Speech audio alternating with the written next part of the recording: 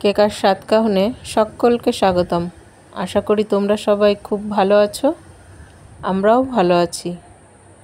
আজ বানাচ্ছি গোপু সোনার জন্য ড্রাই ফ্রুট লাড্ডু।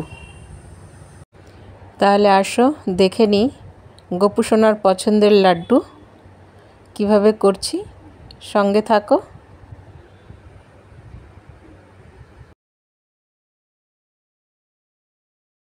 আজ জন্মাষ্টমী, তাই গোপু সোনার জন্য করব ড্রাই ফ্রুটের লাড্ডু।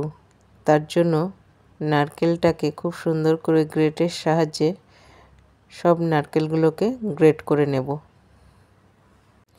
এই দেখো কত সুন্দরভাবে গ্রেট করে নিয়েছি। এক এক করে সমস্ত নারকেলগুলোকেই আমি গ্রেট করে ফেলেছি। সময় সাপেক্ষ কিন্তু হয়ে গেছে সুন্দরভাবে। এখন প্যানে নিয়ে নিয়েছি 2 চামচ ঘি। তার মধ্যে দিয়ে দিচ্ছি আলমন্ড, আর দিয়ে দিচ্ছি কাজু আর পেস্তা। এটাকে একটুখানি ঘিয়ের সঙ্গে হালকা ভেজে নিতে হবে।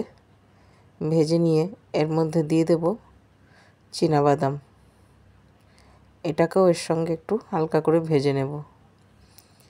আর তারপরে দিয়ে দেব এর মধ্যে মাখানা। এখন এগুলোকে সব সুন্দর করে লালচে রং ধরিয়ে ভেজে নিতে হবে। যতক্ষণ না এর গায়ে কোট হচ্ছে লালচে রঙের, ততক্ষণ ভেজে নেব। দেখো খুব সুন্দর করে কালার এসে গেছে। এখন এগুলোকে ভাজা হয়ে গেছে, এগুলোকে সব নামিয়ে নেব একটা থালায়।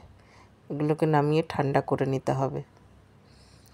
এখন এখানে প্যানে আর একটু ঘি দিয়ে কিশমিশগুলোকে ভেজে নেব।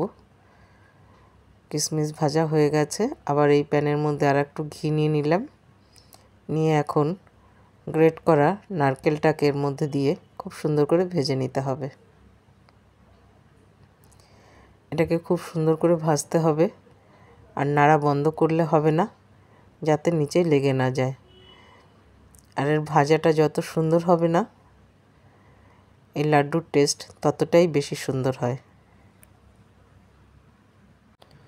মিডিয়াম টু লো আছে নারকেলটা ভাজা হতে থাকুক, আর এর মধ্যে আমি এটাকে চপারে দিয়ে খুব সুন্দর করে দারদারা পাউডার করে নিই। দেখো ড্রাই ফ্রুটগুলোকে আমি খুব সুন্দর করে পাউডার করে নিয়েছি দারদারা। এখন এটাকে আর একটু মাঝে মধ্যে চালিয়ে নিতে হবে সুন্দর করে। দেখো বেশ একটা ঝরঝরে ভাব হয়েছে। নারকেলটা আমার ভাজা হয়ে গেছে। এখন এখানে দিয়ে দিচ্ছি গুড়। গুড়টাকে আমি খুব সুন্দর করে গ্রেটের সাহায্যে গুঁড়ো করে নিয়েছি। এখন গুড়টা দিয়ে এর সঙ্গে খুব ভালো করে জাল করে নিতে হবে। গুড়টা যাতে খুব তাড়াতাড়ি সফট হয়ে যায়, তার জন্য এর মধ্যে দিয়ে দেবো একটু দুধ। ব্যাস দুধ দিয়ে দিয়েছি। এখন এর সঙ্গে জাল করে নিলে খুব তাড়াতাড়ি গুড়টা মেল্ট হয়ে যাবে। দেখো সমস্ত গুড় আমার সুন্দরভাবে মেল্ট হয়ে গেছে। দেখো এখন এটা বেশ গাঢ় হয়ে এসছে। এর ভেতরে যে দুধ আমি দিয়েছিলাম সেটা শুকিয়ে এসছে। এখন এর মধ্যে দিয়ে দিয়েছি এলাচের পাউডার, দিয়ে খুব ভালো করে নেড়েচেড়ে আবার ভালোভাবে মিশিয়ে নিতে হবে।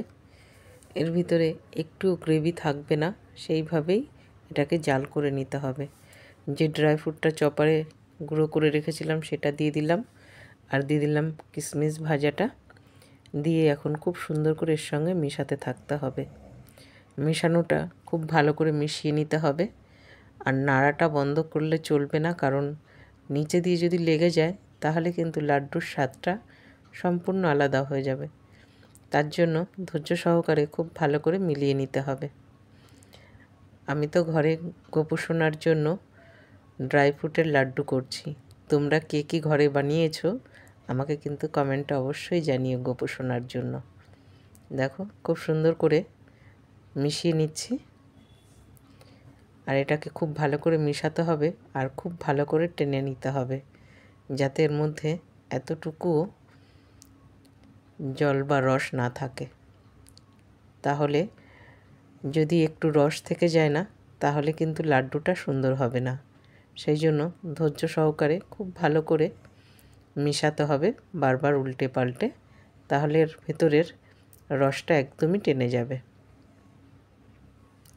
দেখো বেশ সুন্দরভাবে আঠালো রূপ ধারণ করে নিয়েছে।